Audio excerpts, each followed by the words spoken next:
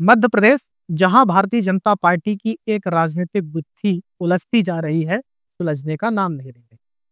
हम बात कर रहे हैं भारतीय जनता पार्टी के संगठन चुनाव की, उस अंतिम प्रक्रिया की जो मध्य प्रदेश में पूरी होने का नाम नहीं ले रही, और वह प्रक्रिया है प्रदेश अध्यक्ष के चुनाव की। प्रदेश अध्यक्ष, जिसको लेकर तारीखें पर तारीखें सामने आई, राजनीतिक गलियारों में चर्चाएं भी हुई, पेपरों और मीडिया की सुर्खियां भी बनी, लेकिन प्रदेश अध्यक्ष का चुनाव अभी तक मध्य प्रदेश में नहीं हो पाया।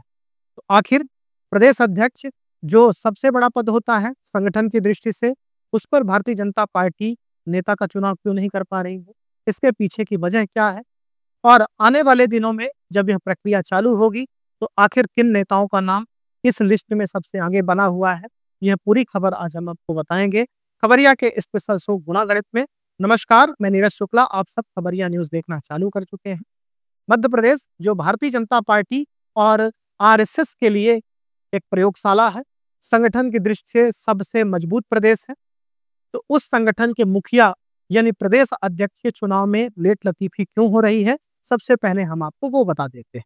इसके पीछे की वजह, पहले तो दिल्ली विधानसभा चुनाव था, जहां पार्टी अपनी पूरी ताकत लगा रही थी। वहां चुनाव संपन्न हो चुका है, सीएम का ऐलान हो चुका है, वहां पद बांटे जा चुके हैं। उसके बाद अब चूंकि मध्य प्रदेश में ग्लोबल इन्वेस्टर समिट है, ग्लोबल इन्वेस्टर समिट की वजह से मध्य प्रदेश में प्रधानमंत्री नरेंद्र मोदी, अमित शाह उपस्थित होंगे।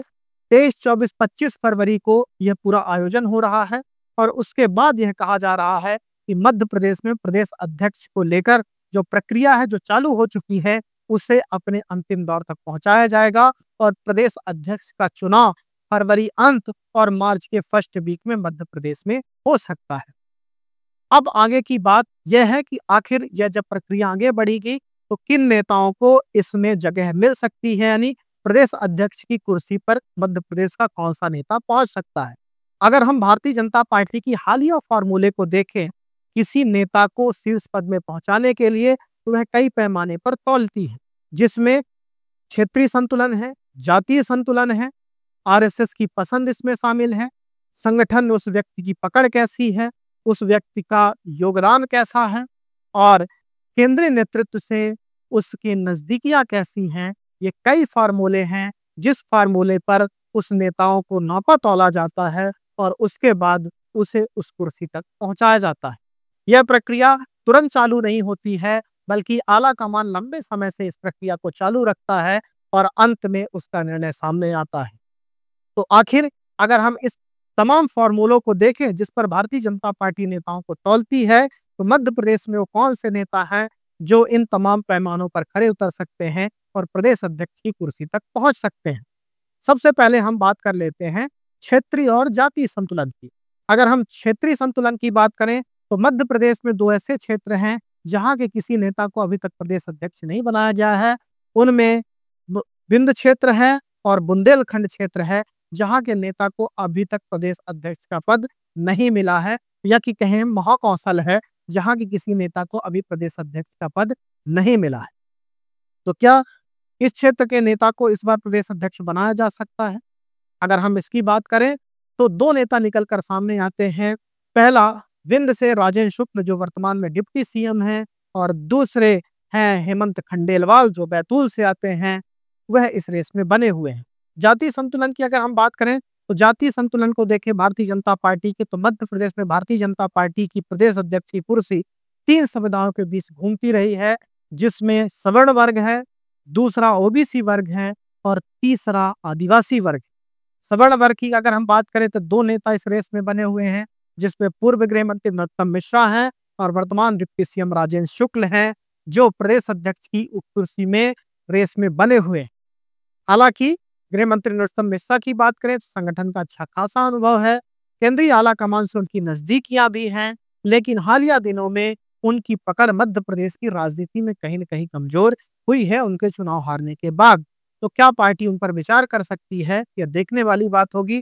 और अगर हम डिप्टी सीएम राजेंद्र शुक्ल की बात करें, तो क्या वह प्रदेश अध्यक्ष बनना चाहते हैं, यह सबसे महत्वपूर्ण बात है।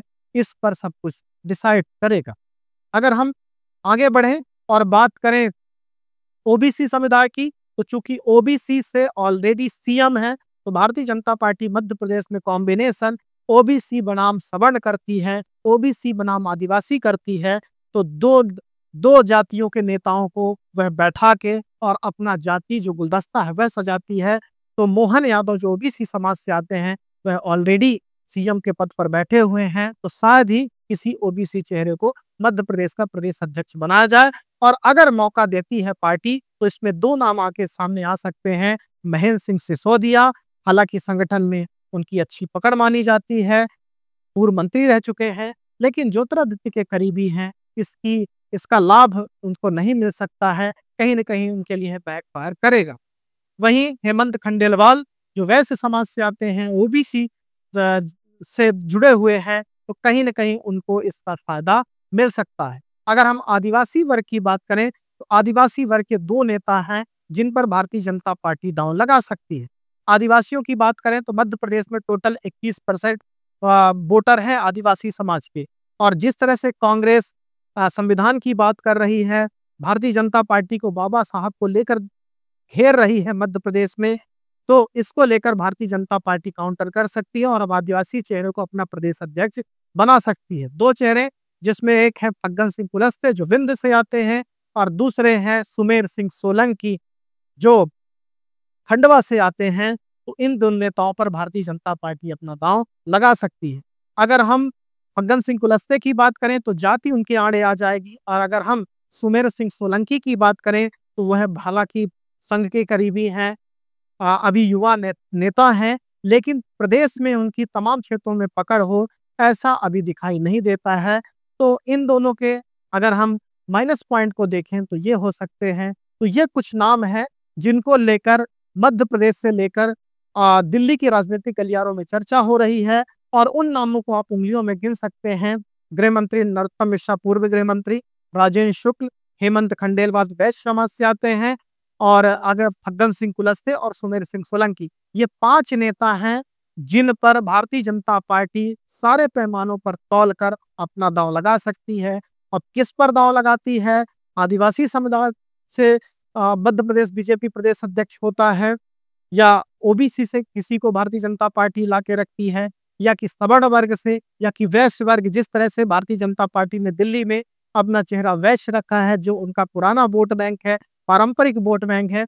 क्या मध्य प्रदेश में भारतीय जनता पार्टी वैश्य चेहरे यानी हेमंत खंडेलवाल पर दांव लगा सकती है, जिस तरह से अपने पुराने वोट बैंक पर वह लगातार अब अपना काम कर रही है? वहीं शहरी वोटर वर्ग पर, क्योंकि वैश्य समाज ज्यादातर शहरी क्षेत्रों में निवास करता है, तो क्या उस पर भारतीय जनता पार्टी अपनी पकड़ बनाना चाहती है? और अगर ऐसा चाहती है तो हेमंत खंडेलवाल पर दांव लगा सकती है। अगर आदिवासी वोटरों को वह अपने पीछे फिर से लाकर खड़ा करना चाहती है, तो वह फग्गन सिंह कुलस्ते और सुमेर सिंह सोलंकी पर दांव लगा सकती है। और अगर सवर्ण चेहरे विंध्य को साधना चाहती है, बुंदेलखंड को साधना चाहती है, तो वह राजेंद्र शुक्ल को दांव लगा सकती है।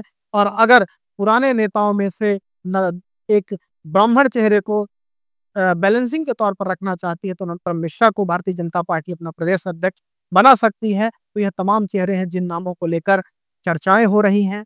चर्चा का बाजार कितना असरदार होता है, भारतीय जनता पार्टी का क्या पैमाना है, उस पैमाने पर किसे तौलती है, यह तो उनके आला कमान ही जानते हैं। और जब यह निर्णय निकल कर सामने आता है, तभी यह सब कुछ क्लियर हो पाता है।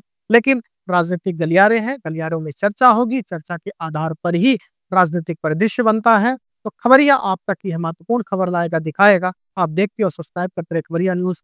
बहुत बहुत धन्यवाद।